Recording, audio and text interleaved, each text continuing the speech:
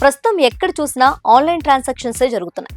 రోజువారీ పనుల్లో భాగంగా కూరగాయల నుంచి బంగారు నగల వరకు, 10 రూపాయల ఛాయ్ నుంచి 25,000 వైన్ వరకు ప్రతిదీ యూపీఐ ద్వారానే ట్రాన్సాక్షన్లు జరుపుతున్నారు.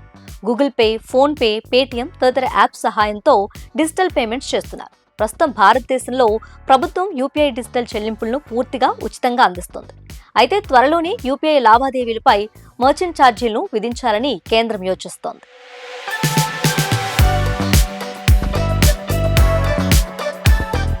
డిజిటల్ ట్రాన్సాక్షన్స్ కారణంగా ఖర్చులు పెరుగుతున్నాయని బ్యాంకులు, పేమెంట్ గేట్వే కంపెనీలు ఆందోళన వ్యక్తం చేస్తున్నాయి.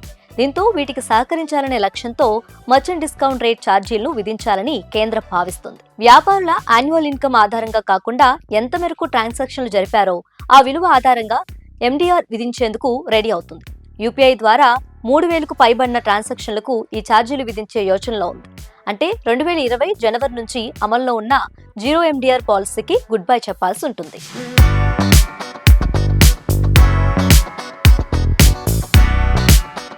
దేశవ్యాప్తంగా డిజిటల్ చెల్లింపుల వినియోగాన్ని ప్రోత్సహించేందుకు యూపీఐ, రూపే లావాదేవీలపై అన్ని రకాల ఎండీఆర్ ఛార్జీలను ప్రభుత్వం 2022లో రద్దు చేసింది.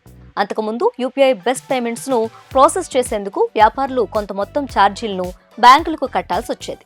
అది కూడా 1% లోపే ఉండేది. అయితే ఈ ఛార్జీలను తిరిగి తీసుకురావడం వల్ల యూజర్లపై నేరుగా ఎలాంటి ప్రభావం ఉండబోదని తెలుస్తుంది.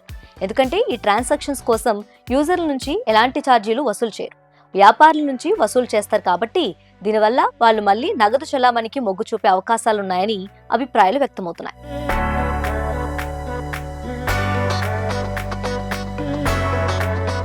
ప్రస్తుతం డిజిటల్ చెల్లింపుల్లో 80% యూపీఐ ద్వారా జరుగుతున్నాయి. లావాదేవీపై 0.3% ఎండీఆర్ ను విధించాలని పేమెంట్స్ కౌన్సిల్ ఆఫ్ ఇండియా ప్రతిపాదించింది. 2 నెలల్లో దీనిపై నిర్ణయం తీసుకోనున్నట్లు కేంద్ర వర్గాలు వెల్లడించాయి.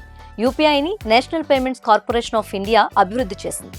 డిజిటల్ పేమెంట్స్ లో యూపీఐ సరికొత్త విప్లవం సృష్టించిందని చెప్పొచ్చు. ఇక ఈ ఏడాది యూపీఐ లావాదేవీలు రికార్డు స్థాయికి చేరుకున్నాయి.